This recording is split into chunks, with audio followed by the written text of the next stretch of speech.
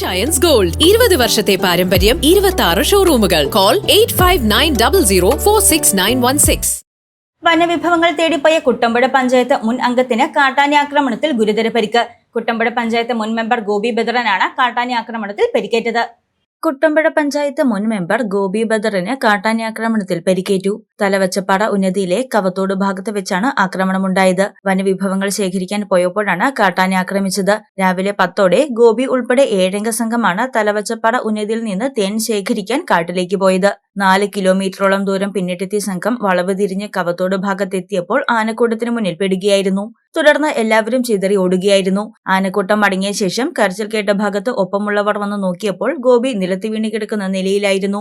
ഉടൻ തന്നെ എല്ലാവരും ചേർന്ന് പരിക്കേറ്റ ഗോപിയെ ജീപ്പിൽ ബ്ലാവനയിലെത്തിച്ച് ജങ്കാടൽ കയറ്റി മടക്കരയിലെത്തിക്കുകയായിരുന്നു. കോതമംഗലത്തെ ആശുപത്രിയിൽ പ്രഥമ ശുശ്രൂഷ നൽകിയ ശേഷം വിദഗ്ധ ചികിത്സയ്ക്കായി ആലുവ രാജഗിരി ആശുപത്രിയിലേക്ക് കൊണ്ടുപോയി.